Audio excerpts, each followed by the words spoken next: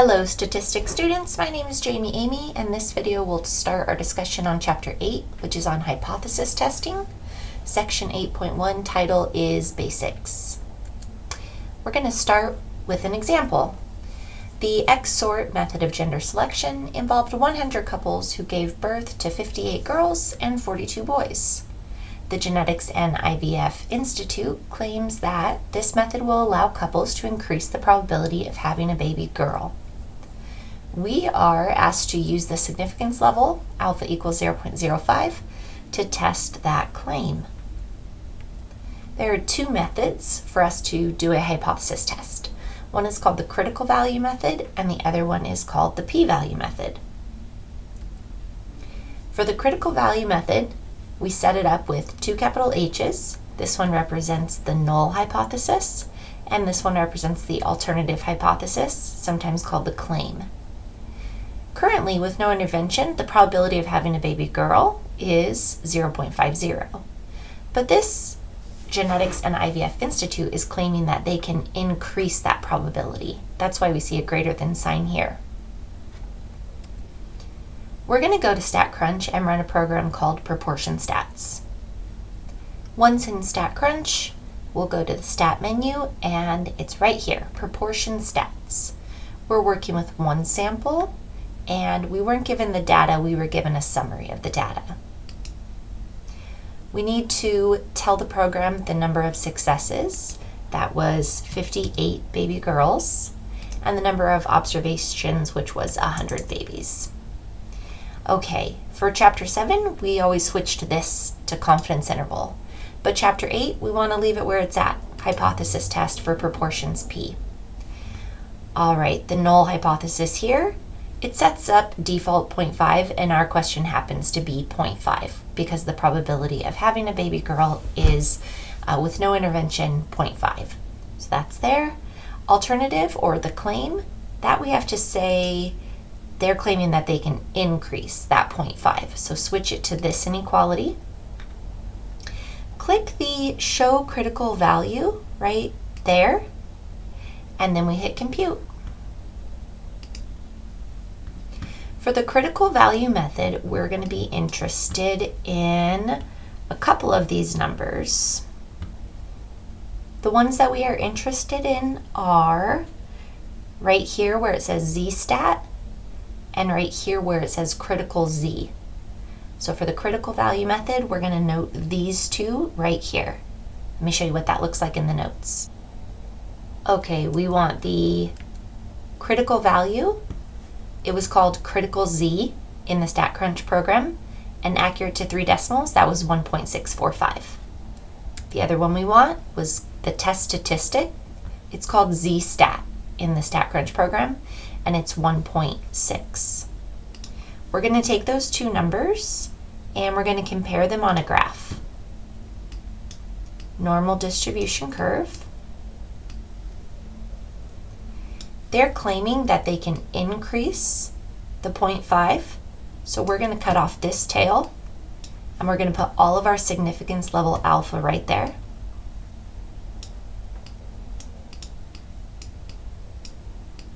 Okay, on this graph, we're going to compare these two numbers. The 1.645, that one goes right where the cut was made to have an alpha of 0.05. So you always want to put that one first, okay? Put the critical value first. These are Z values. Then I like to switch colors, and I put the test statistic. 1.6, well, if 0's in the middle, 1.6 is going to be closer to 0. So write it right here. Go back to the blue and add 0 just in case. So here are all the negative numbers. Here is positive 1.6. A little further than that is the cut for 1.645. Okay, this region here that we shaded in, the shaded in region here, is called the rejection region.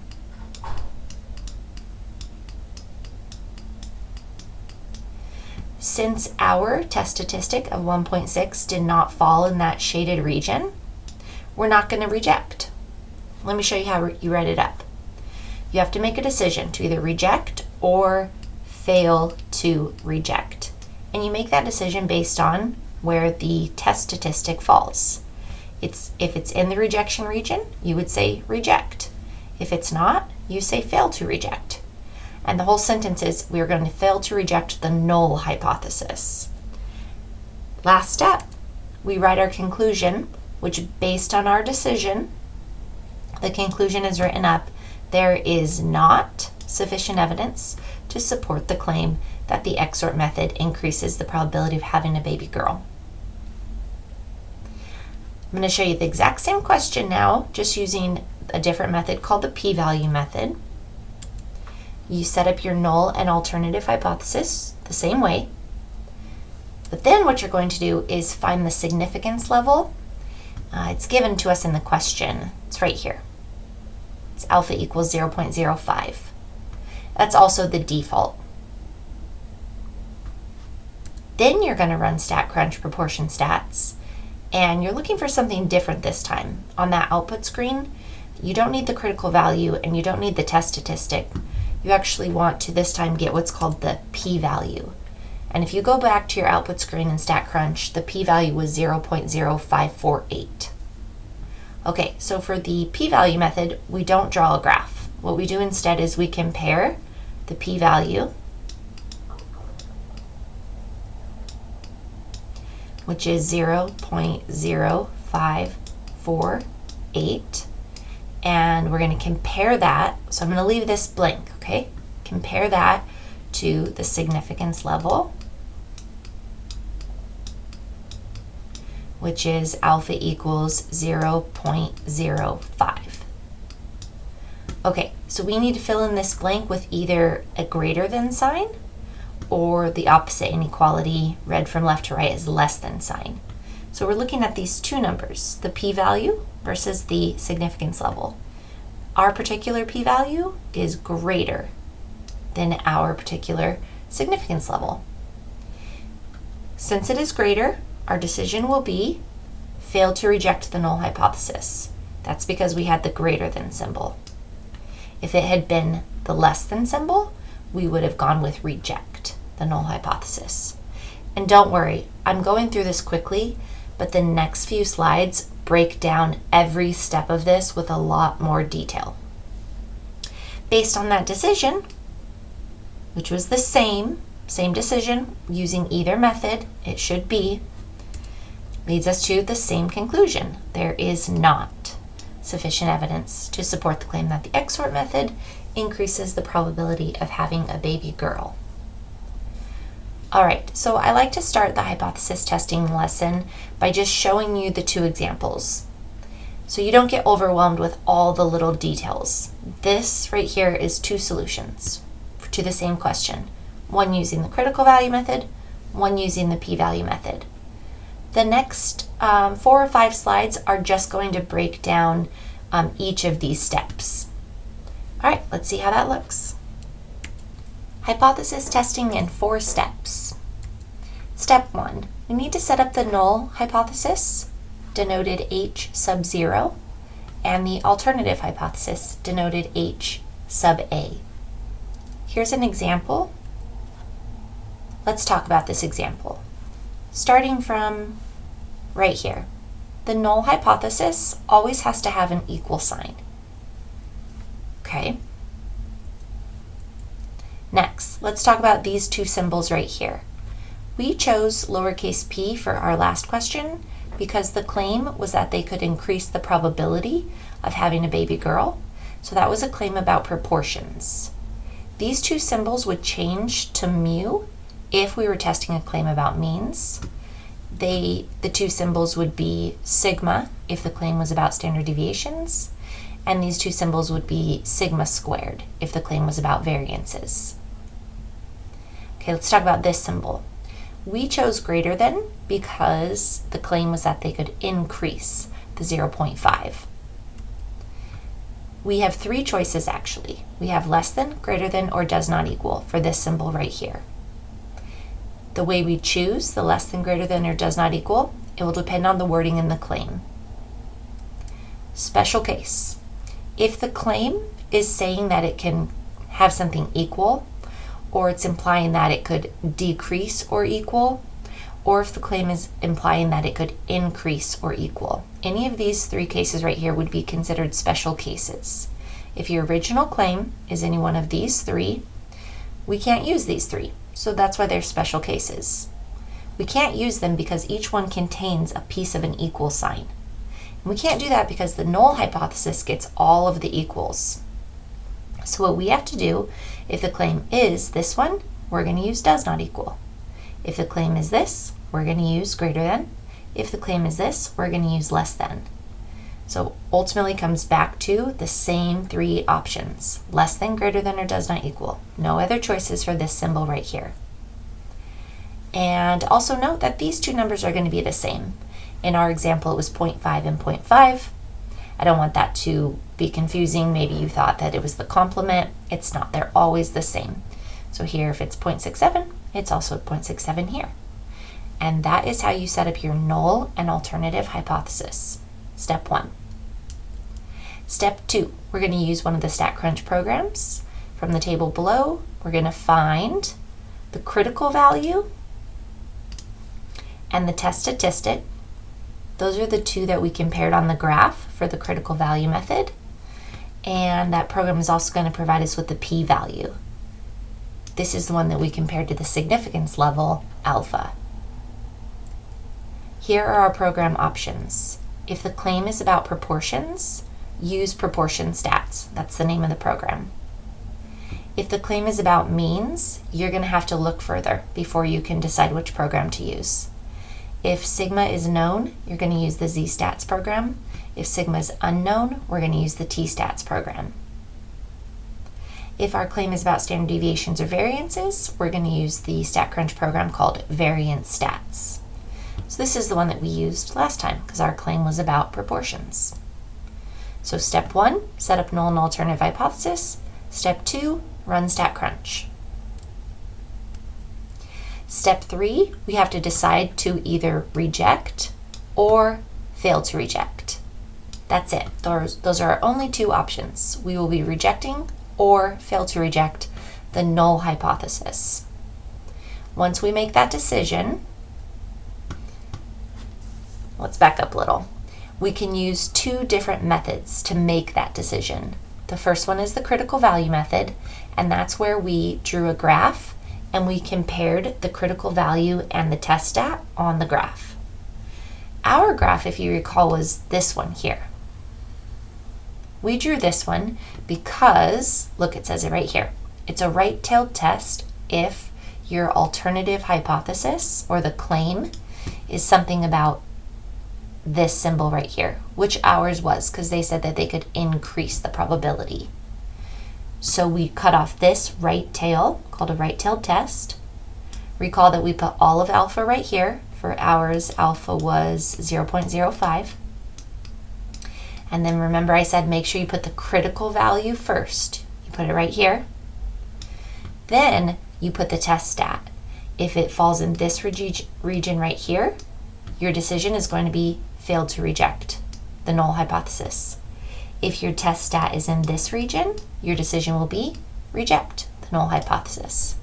So the graph tells you which decision to make, either reject or fail to reject. Now that was our graph. You might have a claim or an alternative hypothesis where H sub A uses this inequality, something about decreasing. In this case, it's called a left-tailed test. You cut this tail off. You would put all your alpha here, then write your critical value, then see where your test stat falls. Make sure you do it in that order. Put your significance level alpha, make that cut, write the critical value, then figure out where the test stat is. If it's here, fail to reject. If it's here, reject the null hypothesis. One other option, it could be a two-tailed test. That would occur if your alternative hypothesis was the does not equal sign. If it's does not equal, you have to cut off both tails. And then you've got to take your alpha and you got to put half of it here and half of it here. So for example, our last one, alpha was 0.05. So half of that would have been 0.025 goes in this tail, and the other 0.025 would go in this tail. Do that first. Do the alphas, or alpha over 2. Then put your critical values. The StatCrunch program will tell you what they are. And then put your test statistic. If it's here, decision, fail to reject. If it's in one of these red zones, decision, reject the null hypothesis. The other method to make our decision is the p-value method.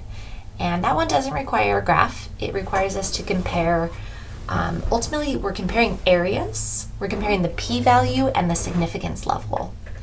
For ours, if you recall, I believe our p-value was 0.0548, I think. And we found that that was less than our significance level, which was 0.05. I might have done those two numbers backwards. But this was the example we did. So, our p-value was greater. That doesn't make sense. Our p-value was greater. And our decision was fail to reject the null hypothesis. This little rhyme can be helpful. Someone made this up and it's used a lot by statistics students. If p is low, the null must go. So your decision would be reject. So if you got that your p-value was less than, then your decision is reject. Here's the opposite case for using the rhyme. If p is high, the null will fly. Fail to reject. That was our situation here. Our p is high. So that means it's greater than the significance level. So if p is greater, then the decision is fail to reject the null hypothesis. All right, so step 3, make your decision using either the graph or the p-value method. Step 4, state your conclusion. We have to be really specific about the way that we state our conclusions because, well, we're not experts in the gender modification attempts. We are the statisticians, so we want to make sure to speak as statisticians, not the medical professionals, because that's not our area of expertise. So when we state our conclusion, make sure to go with, start with the word there, and right here, we're going to say is sufficient evidence to support the claim. We write the word is if our decision was to reject the null hypothesis. So if decision was reject, then we say there is sufficient evidence to support the claim. Opposite case, using the word is not. We do that if the decision was failed to reject the null hypothesis. So if our decision in step number 3 was failed to reject the null hypothesis, we would say there is not in our conclusion. Just like here, there is not sufficient evidence to support the claim that. Note, this is important if you have the special case. The special case was when the claim contained, one of them was equality, and therefore that meant we had to use the does not equal sign. That was the special case, just 2 slides back. If you have one of the special cases, then you need to make sure to change the word support to the word reject. That would look like this. Change this word support right here to the word reject. Reason is, we took the original claim and we used its complementary symbol. So we're going to do the same thing. We have to undo what we did. So we do that by changing the word support to the word reject. Okay, what is a p-value? It's called a probability value. The p-value is the probability that the results were obtained from an experiment were just by chance. So kind of like the experiment didn't work. There was no experiment. This just happened by chance.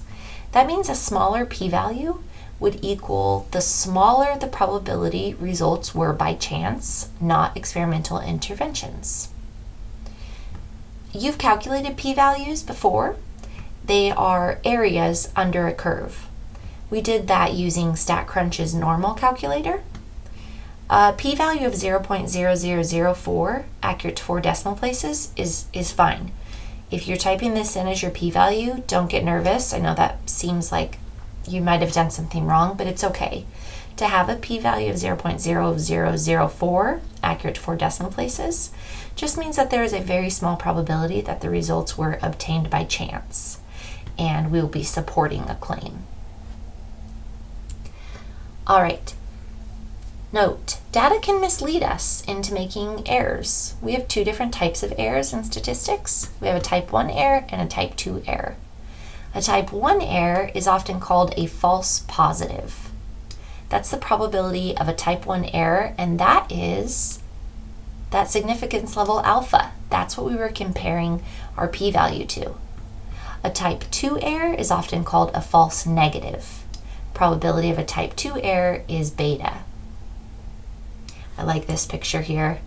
This is what we call a false positive. The doctor is telling this older gentleman that they are pregnant.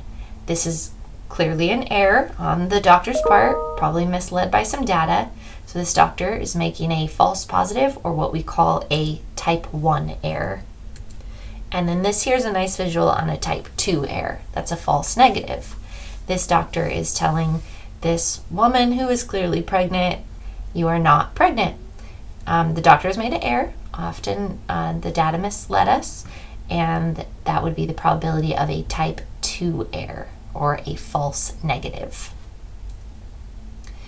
All right, let's take a break, and when we come back in the next video, we will cover section 8.2, same topic, testing and claim, and we're going to do more tests on claims about proportions.